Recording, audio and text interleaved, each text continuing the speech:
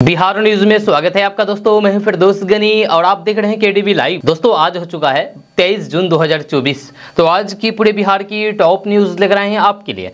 Video शुरू करने से पहले आपके लिए एक जरूरी सूचना है। सूचना ये है कि केडीबी लाइव का ऐप आ चुका है। आप केडीबी लाइव ऐप के माध्यम से पूरे बिहार की खबरों को देख सकते हैं। इस ऐप को इंस्टॉल करने के लिए आप प्ले स्टोर में जाइए, सर्च कीजिए केडीबी लाइव, आ जाएगा, उसको इंस्टॉल कीजिए और पूरे बिहार की खबरों को देखिए। बिहार की किसी भी खबर को इस ऐप के माध्यम से 1 मिनट से भी कम समय में देख सकते हैं, जिससे आपकी समय की बचत होगी। तो ऐप को इंस्टॉल करना बिल्कुल नहीं भूलिएगा। तो चलिए चलते हैं आज की खबरों की ओर। हम लोग ही पुल गिराते हैं और हम लोग ही ट्रेन हादसा करवाते हैं, हम लोग ही पेपर लीक करवाते हैं। कैमरा के सामने ये कहना है तेजस्वी यादव का।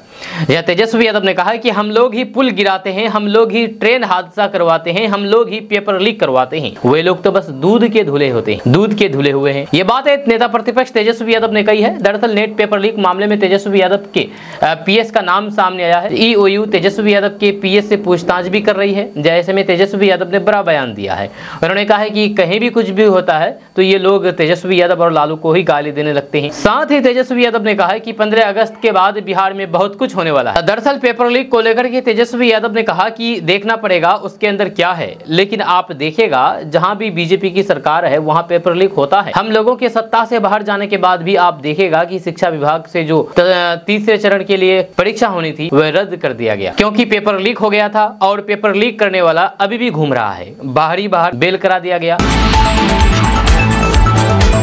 नीतीश सरकार ने केंद्र सरकार से मांग की है, बहुत बड़ी मांग की है, यह बहुत बड़ी डिमांड कर दी है। नीतीश सरकार ने केंद्र सरकार से 1 लाख करोड़ रुपए की डिमांड कर दी है। इस 1 लाख करोड़ रुपए से बिहार में अलग अलग इंडस्ट्रीज बैठाए जाएंगे, अलग अलग बजट में काम आएंगे। नीतीश सरकार की ओर से केंद्र सरकार को पहली बार ऐसी बड़ी डिमांड करती हुई देखी गई है। इसको लेकर के एक बिहार के उप मुख्यमंत्री सम्राट चौधरी ने ज्ञापन सौंपा है। जब बिहार के उप मुख्यमंत्री सम्राट चौधरी ने इसे लेकर के वित्त मंत्री निर्मला सीतारमण से राज्य की ओर से विशेष अनुरोध किया है। उन्होंने वित्त मंत्री को बताया है कि 2023-24 के दौरान 1 लाख करोड़ रुपए की पूंजीगत व्यय के लिए राज्यों को विशेष सहायता के आवंटन पर विचार किया गया था। जब स्वास्थ्य, शिक्षा, सिंचाई, जलापूर्ति, बिजली, सड़क, पुल आदि जैसे विविध क्षेत्रों की परियोजनाओं के लिए राज्यों को पूंजीगत व्यय के लिए ब्याज मुक्त ऋण प्रदान करने की क्षमता सरकार की ओर से पहले आगामी बजट 2024-25 में भी जारी होनी चाहिए। हालांकि अंतरिम केंद्रीय बजट 2024-25 में ये राशि 1 लाख करोड़ रुपए से घटा करके 55,000 करोड़ रुपए कर दी गई थी।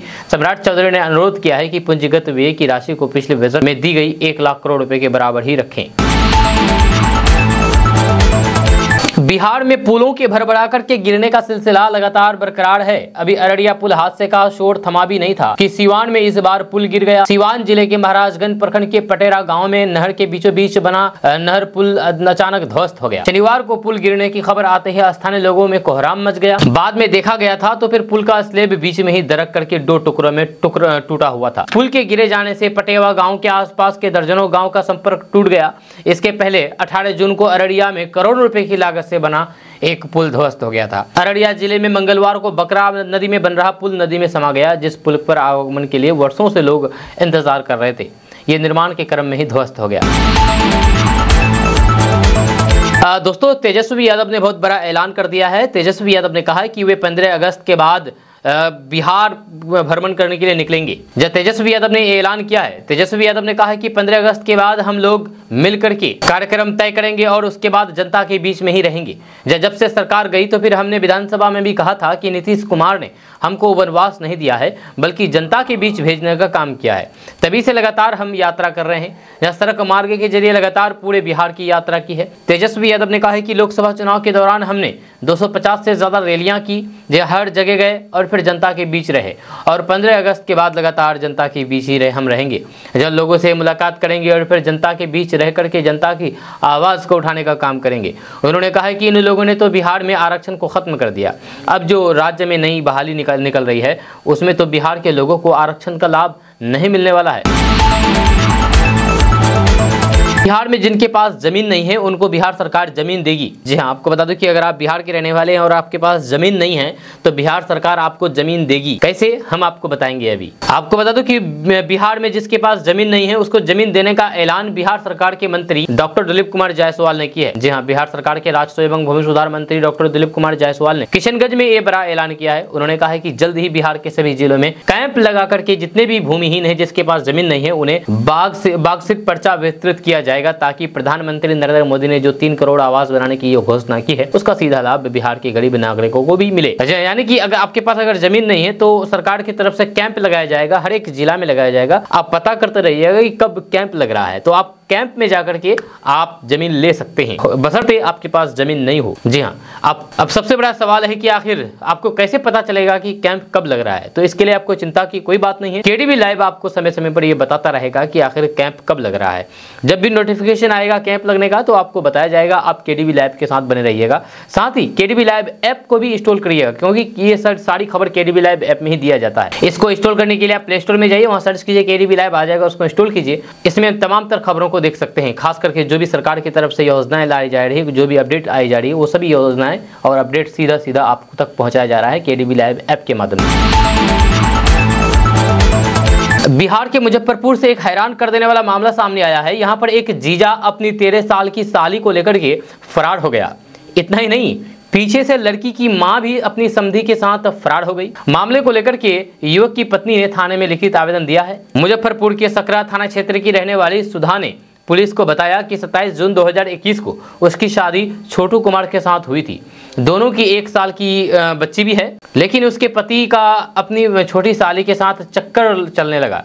3 जून को वह उसको लेकर के भाग गया और शादी कर ली। जब दोनों दिल्ली चले गए, सुधा का कहना है कि इसके बाद वह मायके आ गई और फिर माँ को सारी बात बताई।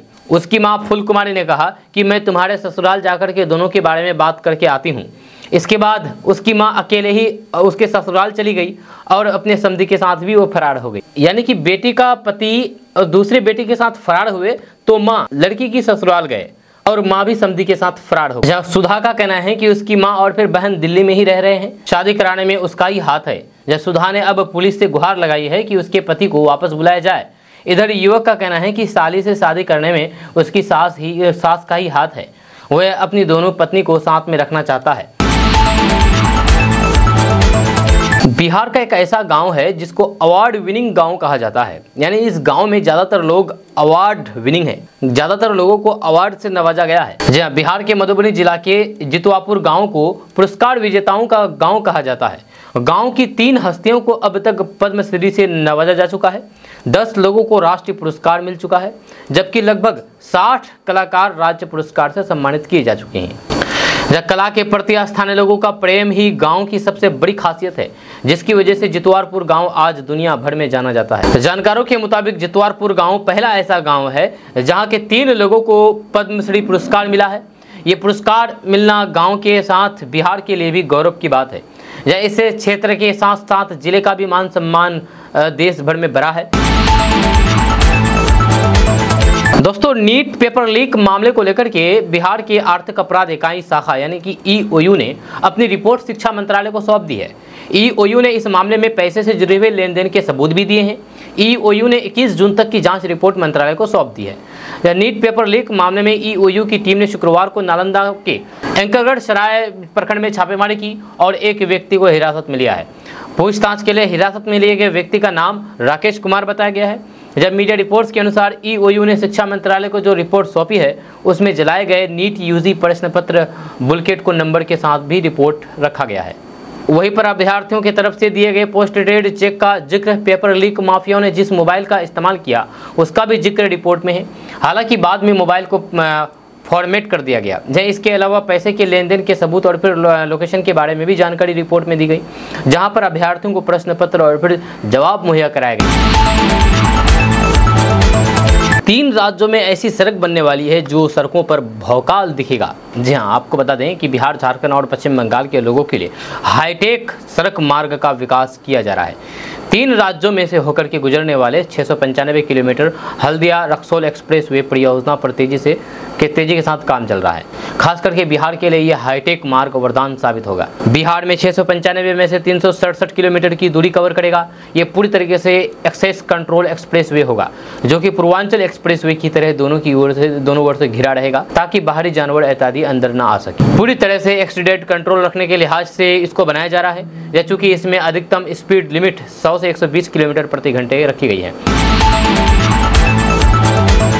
दोस्तों, बारिश का मौसम शुरू हो चुका है। ऐसे में बिहार में बाढ़ का आना स्वाभाविक है, लेकिन अभी से बाढ़ का आना ये तो खैर नेचुरली नहीं है। लेकिन अभी से बिहार में बाढ़ कहर बरपाना शुरू कर दिया है। आपको बता दें कि कोसी बराज से डिस्चार्ज हुआ 2,39,515 क्यूसेक पानी के कारण कोसी नदी के जलस्तर में अचानक वृद्धि देखने को मिल रही है, जब पूरे इलाके में बाढ़ का पानी फैल गया है, जहां जिसके कारण बिहार के अलग अलग हिस्सों की नदियों में पानी लबालब भर गई है। आपको बता दूं कि नेपाल के तराई इलाके में मूसलाधार बारिश हो रही है। इस बारिश के कारण कोसी नदी अब फुल हो गया है, क्योंकि गंडक बराज का जो फाटक है उस फाटक को खोल दिया गया है और 2,59,000 क्यूसेक पानी छोड़ दिया गया है, डिस्चार्ज कर दिया गया है। बिहार में रहने वाले लोगों के लिए एक बड़ी खबर सामने आ रही है। ताज़ा रिपोर्ट्स के मुताबिक बिहार में बारिश व वज्रपात का अलर्ट जारी किया है। साथ ही साथ मौसम विभाग ने बिहार के 5 जिलों में भारी बारिश की संभावना जताई है। खबर के अनुसार 5 जिलों पूर्वी चंपारण, पश्चिमी चंपारण, गोपालगंज, अररिया और किशनगंज में भारी बारिश को लेकर के येलो अलर्ट जारी किया है। इन जिलों में 1-2 स्थान पर आसमानी बिजली भी गिर सकती है। इसके अलावा आज पटना, बक्सर, भोजपुर, रोहतास, नालंदा, गया, मुंगेर, जहानाबाद समेत पूरे बिहार में बारिश होने की संभावना है। जब मौसम विभाग ने इन जिलों में भी 1 या फिर 2 स्थानों पर वज्रपात को लेकर के अलर्ट जारी किया है। इसलिए खराब मौसम के दौरान आप सावधान रहें, बाहर बिल्कुल भी न जाएं। मौसम वैज्ञानिकों के माने तो बिहार में मानसून की एंट्री के साथ ही इसका असर दिखने लगा है, जहाँ कई जिलों में बादलों का आना जाना शुरू हो गया है, जिससे तापमान में गिरावट देखने को मिल रही है, जहाँ इससे लोगों को गर्मी से भी राहत मिलेगी। दोस्तों इस वीडियो में सेहत की बात करेंगे। सेहत की बात में इस बारे में बात किया जाएगा कि जिस भी व्यक्ति के अंदर खून की कमी होती है तो उसको क्या लक्षण दिखाई देते हैं। हम अभी इसके बारे में बात करेंगे, क्योंकि बहुत से लोगों को खून की कमी होती है और उसको लक्षण आते हैं, लेकिन वे नज़रअंदाज कर देते हैं, क्योंकि उसको मालूम ही नहीं है कि आखिर ये लक्षण खून की कमी की है। आपको बता दें कि अगर किसी भी व्यक्ति के शरीर में खून की कमी होती है तो फिर उसका हाथ पैर में झुनझुनी होती है, या शरीर में खून की कमी होने पर अचानक से आंखों के आगे अंधेरा छा जाता है। शरीर में खून की कमी के कारण बाल झड़ने लगते हैं, मुंह में छाले होने लगते हैं। शरीर में थकान और कमजोरी महसूस होने भी खून की कमी होने के संकेत हो सकते हैं, यह इसे भूल कर भी नज़रअंदाज ना करें।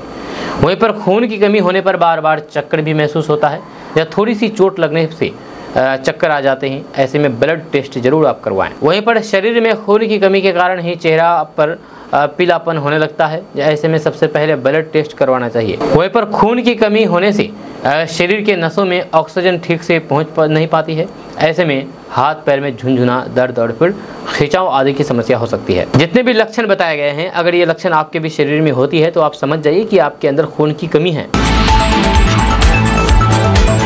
दोस्तों बिहार के सीवान के मेरुआ में नहर का बांध टूट गया। जब नहर का बांध टूटने से कई एकड़ फसल बर्बाद हो गए हैं। घटना को लेकर के बताया जा रहा है कि सीवान जिले के मेरुआ प्रखंड के नवादा गांव स्थित नहर का बांध अचानक टूट गया, जिससे करीब 5 एकड़ खेतों की फसल बर्बाद हो गए हैं। देखते ही देखते पूरे इलाके में पानी भर गया। जब बताया जा रहा है कि 50 से 60 किसानों की धान की फसल बर्बाद हो गई है। जिन किसानों ने धान के लिए बिजरा डाला था उसकी लाखों की फसल तबाह हो गई है। नीट पेपर लीक मामले को लेकर के बवाल मचा हुआ है। अब इस बवाल के बीच कांग्रेस महासचिव प्रियंका गांधी वाड्रा ने बीजेपी पर जम करके हमला बोला है। प्रियंका गांधी ने एक्स पर लिखा कि आज देश भर में भारतीय राष्ट्रीय कांग्रेस के साथियों ने नीट परीक्षा घोटाले के खिलाफ विरोध प्रदर्शन किया।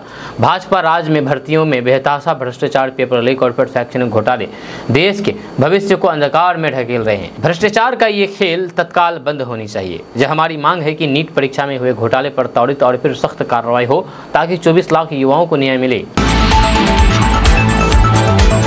बिहार के नेता प्रतिपक्ष तेजस्वी यादव 15 अगस्त के बाद आभार यात्रा निकालेंगे। तेजस्वी बिहार के हर एक जिले में यात्रा करेंगे। वहीं पर उनकी यात्रा को लेकर के जदयू के राज्यसभा सांसद ने बड़ा हमला बोला है। जी हाँ, जदयू के राज्यसभा सांसद संजय झा ने कहा है कि तेजस्वी यादव कोई भी यात्रा निकाल ले, उससे कोई भी फर्क नहीं पड़ेगा। जनता का विश्वास हमारे साथ है। उन्होंने लोकसभा चुनाव के परिणामों को याद दिलाते हुए कहा कि लोकसभा में इन्हें केवल 4 सीटें मिली।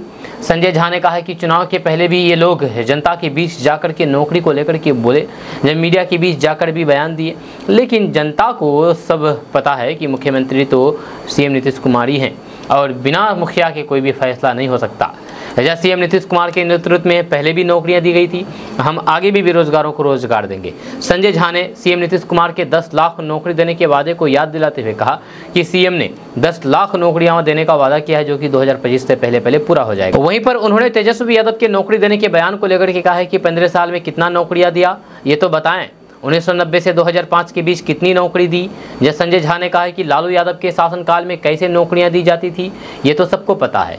लालू के शासनकाल में लोगों का लोग पलायन हुआ, उन्होंने कहा है कि जनता का आज भी भरोसा एक आदमी नीतीश कुमार पर है।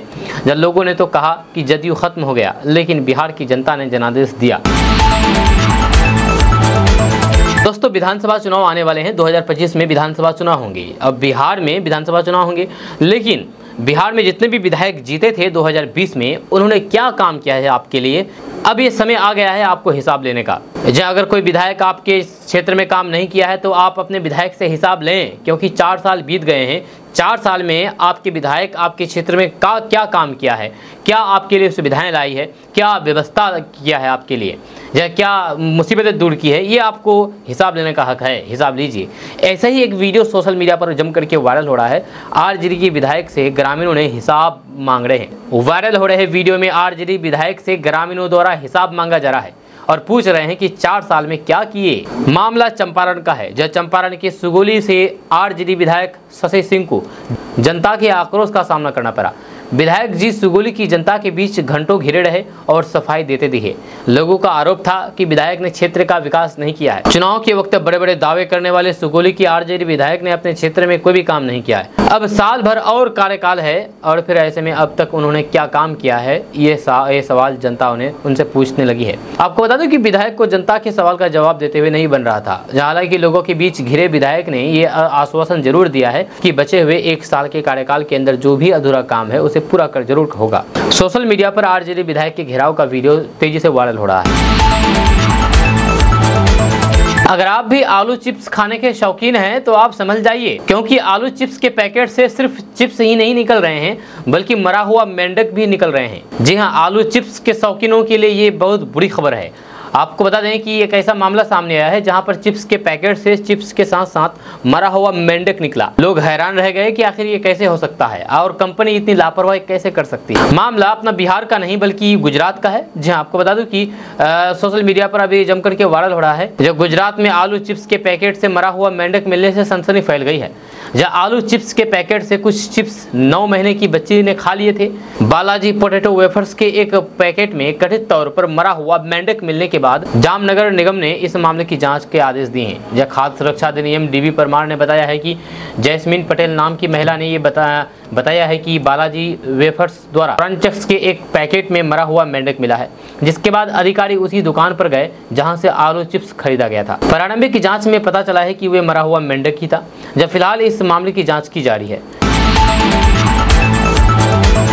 आरजेडी सहित तेजस्वी और लालू प्रसाद यादव को बहुत बड़ा झटका लगा है, क्योंकि आरजेडी के पूर्व मंत्री हेमराज ने जदयू का दामन थाम लिया है। साल 2000 से 2004 तक पूर्व मुख्यमंत्री राबड़ी देवी के मंत्रिमंडल में पथ निर्माण मंत्री के पद पर रहने वाले हेमराज सिंह मुख्यमंत्री नीतीश कुमार की पार्टी जनता दल यूनाइटेड में शामिल हो गए हैं। उनके साथ आरजेडी के मुख्यालय प्रभारी रहे चंदन सिंह ने भी जेडीयू की सदस्यता ग्रहण की है। जब पूर्व मंत्री हेमराज सिंह कटिहार जिले के कदवा विधानसभा क्षेत्र से विधायक रहे हैं। साल 2000 में वे निर्दलीय चुनाव जीत हासिल की थी। जीतने के बाद राबड़ी देवी के मंत्रिमंडल में शामिल हुए और उन्हें पथ निर्माण मंत्री बनाया गया था। साल 2025 का चुनाव करीब है, तो फिर हेमराज सिंह एक बार फिर से कदवा विधानसभा के लिए जेडीयू का दामन थाम लिए हैं। अगर आप जॉब की तलाश कर रहे हैं तो आपके लिए खुशखबरी वाली खबर है। आपको बता दूं कि ये राज्य स्वास्थ्य सोसाइटी बिहार ने सामुदायिक स्वास्थ्य अधिकारी के पदों पर भर्ती के लिए नोटिफिकेशन जारी कर दिया है। इन पदों के लिए आवेदन प्रक्रिया 1 जुलाई से शुरू होकर के 21 जुलाई तक चलेगी। जहां इच्छुक अभ्यर्थी इन पदों के लिए आधिकारिक वेबसाइट shs.bihar.gov.in के माध्यम से निर्धारित डेट से ऑनलाइन आवेदन कर सकते हैं। कुल 4500 खाली पड़े पदों पर भर्ती के लिए आवेदन मांगे गए हैं। कैंडिडेट इस बात का भी ध्यान रखें कि आवेदन केवल ऑनलाइन मोड में ही करना होगा। आपको ऑनलाइन के द्वारा ही आवेदन करना होगा वेबसाइट में, जिस वेबसाइट के बारे में आपको बताए हैं। दोस्तों, गंगा नदी पटना शहर के बीचों बीच से गुजरेगी। जी हाँ, अभी फिलहाल गंगा नदी पटना से काफ़ी ज़्यादा दूर है, लेकिन सरकार ये प्रयास में लगी हुई है कि गंगा नदी को पटना के बीचों बीच से गुजारा जाए, जिससे पटना की खूबसूरती बढ़ेगी और नई नई विकास के द्वार खुलेंगे। आपको बता दूं कि इसके लिए लंदन के टेम्स नदी की तर्ज पर पटना में भी कंक्रीट का गंगा चैनल बनाया जाएगा, जहाँ इसके लिए 3 विभागों की टीम दिन रात लगी हुई है। इस कंक्रीट की चैनल के जरिए गंगा को शहर के पास लाया जाएगा। साथ ही साथ इसमें स्पोर्ट गतिविधि होने के साथ साथ छठ महापर्व भी होगा। जब विभागीय अधिकारियों के माने तो मुख्यमंत्री नीतीश कुमार ने लंदन दौरे के दौरान टेम्स नदी का परिभ्रमण किया था। जब वहां से लौटने के बाद टेम्स नदी की तर्ज पर यानी कि टेम्स नदी की तरह ही गंगा चैनल बनाने का प्लान बनाने का निर्देश दिया है। जहां तभी से 3 विभागों द्वारा इस इलाके को विकसित करने की कार्ययोजना पर काम चल रहा है। इंग्लैंड की टेम्स नदी की तरह ही पटना की कंक्रीट का गंगा चैनल बनेगा। इसको लेकर के तैयारियां की जा रही है ताकि गर्मी में भी 2 मीटर से अधिक पानी रह सके। भारत पाकिस्तान के बंटवारे के साथ आज़ादी के 77 साल हो चुके हैं, लेकिन भारत छोड़कर के पाकिस्तान जाने वाले परिवार के नाम अब तक बिहार में धरती है, जमीन है। इन दिनों जब बिहार में जमीन की सरकारी स्तर से नापी और नक्शा तैयार करने का काम जोर पकड़ा तो फिर बिहार में करोड़ों की जमीन के मालिक पाकिस्तान में रह रहे नागरिक निकले। मामला कागजों में दर्ज होने के बाद सभी का चौंकना लाजमी है। दरअसल पाकिस्तानी नागरिक जमीला खातून, रजिया खातून और नूरजहां खातून के नाम से खगड़िया शहर में करोड़ों रुपए की ज़मीन है। ये हम नहीं कह रहे हैं बल्कि सरकारी दस्तावेज कह रहे हैं। अब सरकार के नाम से इन भूमि की जमाबंदी कायम होगी। आपको बता दूं कि ये सभी 1947 में देश विभाजन के बाद पाकिस्तान चले गए थे। जब सरकारी दस्तावेजों में दर्ज भूस्वामी का नाम और फिर निवास स्थान के कॉलम को इसमें भारत की जगह पाकिस्तान का नाम दर्ज बताया जा रहा है। जब खगड़िया शहर के करोड़ों की ज़मीन का नागरिक पाकिस्तानी है, हैरत की बात ये नहीं कि ये खगड़िया शहर के करोड़ों की ज़मीन के मालिक पाकिस्तान के रहने वाले हैं। खास बात यह है कि अरसा पहले मुल्क छोड़ चुके ये लोग आज भी खगड़िया शहर के करोड़ों की ज़मीन के मालिक बने बैठे हैं। ताज़ा रेवेन्यू रिकॉर्ड के अनुसार देश के नाम के स्थान पर पाकिस्तान बताया जा रहा है। जी हाँ, यानी कि देश का नाम इंडिया होना चाहिए तो यहाँ पर पाकिस्तान लिखा हुआ है। यह सरकारी रिकॉर्ड के मुताबिक मौजा हाजीपुर खाता 96 खेसरा 74 रकबा 1 बीघा 13 कट्ठा 10 धूर, खाता 135 खेसरा 83 की रकबा 1 बीघा 10 धूर, वहीं पर खाता 125 खेसरा 84 की 14 कट्ठा 1 धूर और खाता 144 खेसरा 232 की 4 बीघा 5 कट्ठा 10 धूर जमीन के मालिक पाकिस्तानी हैं। अब भारत सरकार के गृह मंत्रालय के द्वारा इस जमीन की रजिस्ट्री पर कार्यालय ने रोक लगा दी है।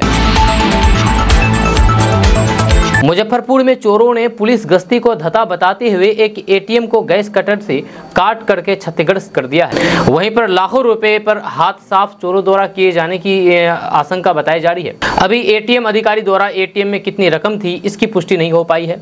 जब पूरा मामला मुजफ्फरपुर जिले के करजा थाना क्षेत्र के करजा बाजार स्थित एसबीआई के एक एटीएम की है, जहां पर शुक्रवार की देर रात चोरों ने एसबीआई के एटीएम को गैस कटर से काट करके क्षतिग्रस्त कर दिया। वहीं पर लाखों रुपए पर हाथ साफ करके चोरों द्वारा किए जाने की आशंका जताई जा रही है। जहां हालांकि एटीएम में उस समय कितनी राशि थी उसकी आधिकारिक पुष्टि नहीं हो पाई है, लेकिन एक बार फिर से चोरों ने बड़ी चोरी की वारदात को अंजाम दिया है। अब देखना होगा कि इस पूरे घटनाक्रम में एटीएम से कितनी की राशि चोरी हुई। समय आने दीजिए, सबका हिसाब लेंगे। छपरा पहुंचे तेजस्वी यादव ने बिहार सरकार को ही रगड़ दिया और खुला चैलेंज कर दिया। आपको बता दूं कि बिहार के नेता प्रतिपक्ष तेजस्वी यादव इन दिनों एक्शन मोड में हैं। जब तेजस्वी हर दिन सरकार को घेर रहे हैं।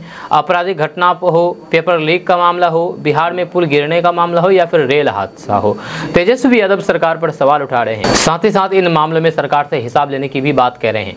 इसी कड़ी में तेजस्वी यादव कल छपरा पहुंचे, जहां पर तेजस्वी यादव ने वकील पिता पुत्र की जान लेने के मामले पर पीड़ित परिवार से मुलाकात की है। तेजस्वी यादव इस दौरान सरकार पर निशाना साधा। उन्होंने अपने सोशल मीडिया अकाउंट पर तस्वीर शेयर करते हुए कहा कि बीते दिनों छपरा में बदमाशों ने पेशे से वकील पिता पुत्र की जान ली थी। जो आज पीड़ित परिवार से मुलाकात करके उनका दुख दर्द साझा किया तथा प्रशासन से इन अपराधियों को गिरफ्तार करने की मांग फिर से दोहराया है। इस सरकार में अपराधी बेलगाम हो चुके हैं। नेता प्रतिपक्ष तेजस्वी यादव ने कहा है कि वे आज पीड़ित परिवार से मिलने आए हैं, क्योंकि पहले प्रशासन द्वारा मिलने के लिए अनुमति नहीं थी।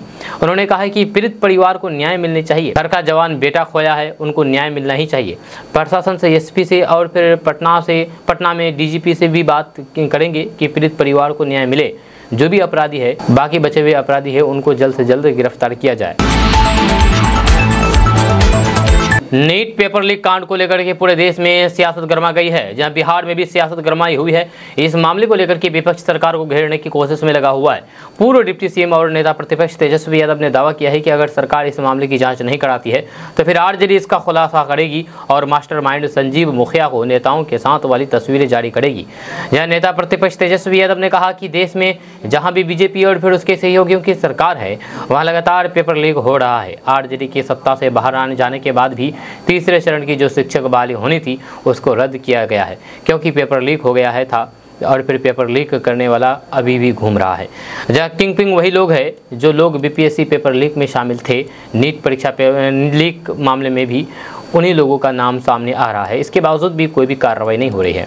तेजस्वी यादव ने कहा है कि जांच एजेंसियों से अपील है कि वे संजीव मुखिया की जांच करें। संजीव मुखिया, नीतीश कुमार और अमित आनंद, इन लोगों को हेड वही बताया जा रहा है। जब सरकार उसकी जांच कराए, नहीं तो फिर हमारे पास उनकी तस्वीरें हैं कि कौन कौन नेताओं के साथ उनका क्या संबंध है।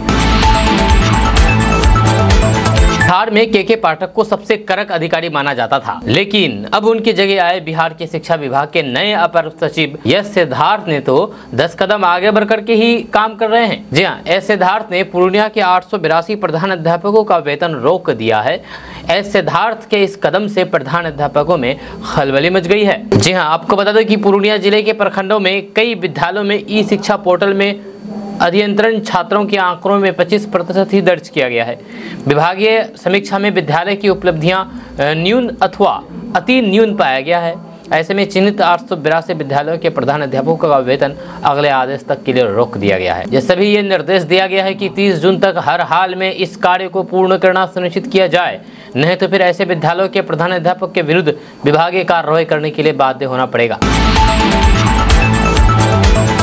सम्राट चौधरी अपना पगड़ी खोलने के लिए अयोध्या जा रहे हैं। अयोध्या में सरयू नदी में वे अपना पगड़ी को बहा देंगे और मुंडन करा करके उस बाल को भी सरयू नदी में बहा देंगे। अब इसको लेकर के बीजेपी के ही पूर्व महामंत्री ने सम्राट चौधरी पर तंज कसा है। जब बीजेपी के ही पूर्व महामंत्री ने सम्राट चौधरी को निर्जल बताया है। उन्होंने कहा है कि निर्जल जीवन जीने से बेहतर है कि पगड़ी की बजाय खुद ही जल समाधि ले लो सरयू में जाकर के, या कम से कम इज्जत तो बच जाएगी। जब बीजेपी के पूर्व महामंत्री ने कहा है कि समाधि लेकर के अपनी लाज बचा ले सम्राट चौधरी जी, क्योंकि आपको लाज शर्म तो कुछ है नहीं। जी हाँ, आपने बोला था कि पगड़ी तभी उतरेगा जब नीतीश कुमार को गद्दी से हटाएंगे, लेकिन नीतीश कुमार को गद्दी से क्या हटाएंगे, खुद नीतीश कुमार के साथ सरकार बना ली है और अब पगड़ी खोलने का बहाना खोज रहे हैं और पगड़ी को गंगा नदी में बहा रहे हैं। उससे बेहतर यह है कि खुद ही जाकर के गंगा नदी में बह जाओ, खुद ही जल समाधि ले लो। ये कहना खुद बीजेपी के महामंत्री का है। जी हाँ, बीजेपी के पूर्व प्रदेश महामंत्री सुधीर शर्मा ने कहा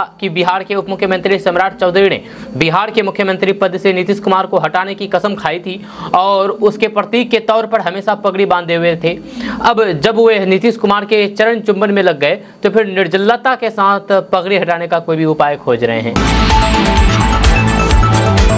दोस्तों, क्या बिहार में विशेष राज्य के दर्जे को लेकर के सिर्फ लोगों को भरमाने की राजनीति हो रही है? ये सवाल इसलिए भी उठ खड़ा हुआ है क्योंकि कल केंद्रीय वित्त मंत्री के साथ बैठक में बिहार सरकार की ओर से बिहार को विशेष राज्य का दर्जा देने की मांग नहीं रखी गई है। यह दिल्ली में कल शनिवार को केंद्रीय वित्त मंत्री निर्मला सीतारमण ने सभी राज्यों के वित्त मंत्रियों के साथ बैठक की। इस बैठक करके उन्होंने केंद्रीय बजट को लेकर के सलाह मांगी थी। यह बैठक में मौजूद बिहार के डिप्टी सीएम और वित्त मंत्री सम्राट चौधरी ने मांगों का पुलिंदा तो सौंपा, लेकिन उसमें कहीं भी विशेष राज्य के दर्जे का जिक्र नहीं था। आपको बता दूं कि हाल ही में बिहार को विशेष राज्य का दर्जा देने की मांग ने फिर से जोर पकड़ा है। लोकसभा चुनाव में जब बीजेपी को अपने दम पर बहुमत नहीं मिला तो फिर कई जदयू नेताओं ने केंद्र सरकार पर दबाव बनाने वाले बयान दिए थे, लेकिन बिहार सरकार ने केंद्र से लिखित तौर पर ऐसी कोई भी मांग नहीं की। केंद्र सरकार अगले महीने संसद में बजट पेश करने वाली है। केंद्रीय वित्त मंत्री निर्मला सीतारमण ने आम बजट को लेकर के देश के सभी राज्यों में के वित्त मंत्रियों के सुझाव मांगे थे, जब सभी राज्यों ने केंद्र के समक्ष अपनी मांगों को रखा। इसी बीच बिहार सरकार की ओर से डिप्टी सीएम सम्राट चौधरी भी मौजूद थे, लेकिन सम्राट चौधरी ने बिहार को लेकर के विशेष राज्य के दर्जे की मांग नहीं की है। जी हाँ, जिससे यह स्पष्ट हो जाता है कि बीजेपी के लोगों को बिहार को विशेष राज्य का दर्जा नहीं देना है। आपको बता दूं कि सम्राट चौधरी बिहार को लेकर के विशेष राज्य की दर्जे की मांग क्यों भला करे, क्योंकि सम्राट चौधरी बीजेपी से आते हैं और बीजेपी बिहार को विशेष राज्य के दर्जे के खिलाफ है। जब बीजेपी बिहार को विशेष राज्य के दर्जे देने के खिलाफ है तो फिर सम्राट चौधरी कहां से मांग सकते हैं, क्योंकि वे तो खुद बीजेपी के हैं। तो इनसे उम्मीद भी करना बेकार है, नाकाम है। आपको बता दूं कि जब नीतीश कुमार की पार्टी जदयू आरजेडी के साथ सरकार में थी तो फिर जदयू जोर शोर से विशेष राज्य के दर्जे की मांग कर रहे थे, लेकिन जब जदयू बीजेपी में शामिल हो गए हैं तो फिर जदयू एक भी शब्द विशेष राज्य के दर्जे की मांग को लेकर के नहीं बोल रहे हैं। इससे ये साफ साफ पता चलता है कि विशेष राज्य के दर्जे की मांग बिहार में सिर्फ और सिर्फ राजनीति के तौर पर हो रही है। असल में बिहार को किसी को भी विशेष राज्य का दर्जा नहीं देना है, ये सिर्फ राजनीति हो रही है, चाहे जो भी हो, चाहे वो जेडीयू हो, आरजेडी हो या फिर कांग्रेस या फिर बीजेपी। जब भी जो पार्टी विपक्ष में रहते हैं तो विशेष राज्य के दर्जे देने की मांग खूब जोर शोर से उठाते हैं, लेकिन जब सत्ता में बैठते हैं तो फिर ये मांग खामोश होकर के बैठ जाती है। अगर आप भी सरकार की तरफ से दिया जा रहा है फ्री राशन का लाभ उठा रहे हैं तो आपके लिए ये जरूरी खबर है। जरूरी खबर यही कि अगर आपने अब तक ई-केवाईसी नहीं कराए हैं, आधार कार्ड से ई-केवाईसी नहीं कराए हैं अपने राशन कार्ड को, तो फिर आपको राशन नहीं मिलेगा। आपको ई-केवाईसी कराना बहुत ज़रूरी है। अगर आपने अभी तक आधार कार्ड को राशन कार्ड से नहीं जोड़ा है तो अब आपको चिंता की कोई ज़रूरत नहीं, क्योंकि सरकार ने इस ई-केवाईसी की समय सीमा को बढ़ा दी। आपको बता दूं कि सरकार ने आधार कार्ड को राशन कार्ड से लिंक करने के लिए पहले समय सीमा 30 जून 2024 रखी थी, लेकिन अब सरकार ने इसे बढ़ा करके 30 सितंबर 2024 तक कर दिया है। जैसे पहले भी सरकार कई बार राशन कार्ड के आधार से जोड़ने की तारीखों को बढ़ा चुकी है। राशन कार्ड को आधार कार्ड से जोड़ना जरूरी है जिससे कि सही व्यक्ति तक इस योजना का लाभ पहुंच सके। सरकार ने फरवरी 2017 में पीडीएस के तहत लाभ लेने के लिए राशन को आधार से जोड़ना अनिवार्य कर दिया था। क्या आप भी फोन पे यूज कर रहे हैं? फोन पे से पैसे ट्रांसफर करते हैं, पैसे लेन देन करते हैं? अगर हाँ तो आपके लिए जरूरी खबर है। जरूरी खबर यह है कि फोन पे में एक बहुत बड़ी गलती हुई है। फोन पे की इस गलती को बिहार के एक युवक, बिहार के भागलपुर के रहने वाले जब मयंक कुमार द्वारा फोन पे से गलती निकालने के बाद कंपनी के अधिकारी भी दंग हो गए। ऐसी गलती है जब कंपनी के अधिकारी आखिर सख्ती में आ गए कि आखिर ऐसे मुमकिन कैसे हो सकता। दरअसल बिहार भागलपुर जिला के निवासी मयंक ने बिना ओटीपी के फोन पे को लॉगिन कर दिया। जो ओटीपी बाईपास फोन में ही लॉगिन की रिपोर्ट कंपनी को दे दी। मयंक द्वारा निकाली गई गलती पर संज्ञान लेते हुए फोन पे ने अपनी गलती सुधारी और मयंक को हॉल ऑफ फेम में जगह दी। जब कलिंगा यूनिवर्सिटी रायपुर में बीसीए कर चुके मयंक ने बताया है कि वे एक बार यूपीआई पेमेंट कर रहे थे। इस दौरान ख्याल आया कि क्या फोन पे बिना ओटीपी लॉगिन कर सकते हैं। इसके बाद उन्होंने ओटीपी वाले सेक्शन को बाईपास करते हुए फोन पे को लॉगिन कर दिया, जिससे कि कोई भी इसे हैकर आसानी से फोन पे को हैक कर सकता था। इसकी रिपोर्ट के बाद फोन पे ने उसे सही किया और फिर मयंक को अपने थैंक्स मेल करते हुए हॉल ऑफ फेम में जगह दी। मयंक ने कहा कि ये बहुत बड़ी चूक थी। जब साल भर पहले गूगल का भी एक बग मिला था जिससे कि हैकर किसी की मेल आईडी से किसी को भी मेल कर सकता था। गूगल को रिपोर्ट करने के बाद उन्होंने भी हॉल ऑफ फेम दिया था, जब कुछ गिफ्ट भी घर भेजे थे मयंक को। दोस्तों बिहार में बड़ा रेल हादसा होते होते टल गया है और ये टला कोई और नहीं बल्कि वही रेलवे के लोको पायलट और सहायक पायलट ने जाबाजी का वो मिसाल पेश किया है जिससे कि चर्चा हर तरफ हो रही है। अपने काम के प्रति जुनूनी लोको पायलट और सहायक लोको पायलट ने जान की बाजी लगा दी है और ट्रेन की तकनीकी समस्या को दूर कर दिया। इस पूरी घटना का वीडियो भी सामने आया है जहाँ रेलवे ने अपने जाबाज कर्मी को अब पुरस्कार देने की घोषणा कर दी है। जहाँ आपको बता दें कि समस्तीपुर में वाल्मीकि नगर पनिहवा रेलखंड पर गुरुवार को लोको पायलट और सहायक लोको पायलट ने अपनी जान पर खेल करके ट्रेन का प्रेशर लीकेज ठीक किया। जब उनके इस कार्य को देखते हुए रेल मंडल ने उन्हें पुरस्कृत करने की घोषणा की है। जब इस घटना का एक वीडियो भी सामने आया है और फिर हर तरफ लोको पायलट की तारीफ हो रही है। जानकारी के अनुसार 20 जून को नरकटियागंज क्रू के अजय कुमार यादव लोपा और फिर रंजित कुमार सलोपा गाड़ी 497 नरकटियागंज टू गोरखपुर ट्रेन लेकर के जा रहे थे। जब इस दौरान वाल्मीकि नगर एवं पनिहवा के बीच पुल 382 पर अचानक लोको पायलट के अनहोल्डर वाल्व से एयर प्रेशर का लीकेज होने लगा। इस कारण ट्रेन बीच पुल पर ही खड़ी हो गई। जब अचानक आई इस तकनीकी समस्या ने ट्रेन में सवार रेलवे कर्मियों की परेशानी बढ़ा दी। दरअसल उसे ठीक करने के लिए पहुंचने का कोई भी रास्ता उपलब्ध नहीं था, जिसके बाद ट्रेन में सवार रेल कर्मियों ने खुद ही इस समस्या का हल निकालना शुरू कर दिया। उन्होंने अपनी जान की भी परवाह नहीं की और पुल पर लटकते हुए रेंगते हुए उस जगह पर पहुंच करके उसे ठीक किया। डीआरएम विनेश श्रीवास्तव ने रेल कार्य के प्रति उनके साहसिक कार्य को देखते हुए 10,000 रुपये सामूहिक पुरस्कार के प्रति प्रशस्ति पत्र देने की घोषणा की है। वहीं पर रेल कर्मियों के द्वारा साहस को भी सभी सलाम कर रहे हैं और फिर अपने काम के प्रति सलाम कर रहे हैं। दोस्तों, लोकसभा अध्यक्ष पद भाजपा अपने पास रखने जा रही है। जी हां, आपको बता दूं कि इसको लेकर के कई दिनों से मुद्दा छिड़ा हुआ है कि आखिर लोकसभा का अध्यक्ष पद किसको दिया जाएगा, भाजपा अपने पास रखेगी या फिर टीडीपी या फिर नीतीश कुमार की पार्टी को देगी।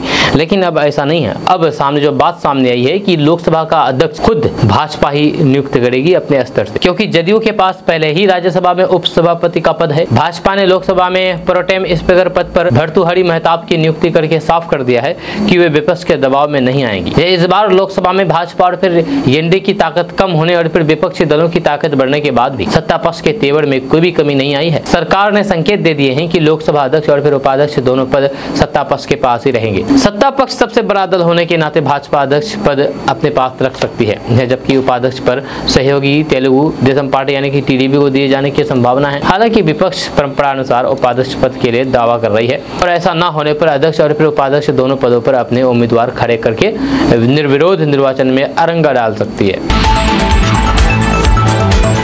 जहां पर भाजपा की सरकार होगी वहां पर पेपर लीक होना तय है। यह कहना मेरा नहीं है, यह कहना है तेजस्वी यादव का।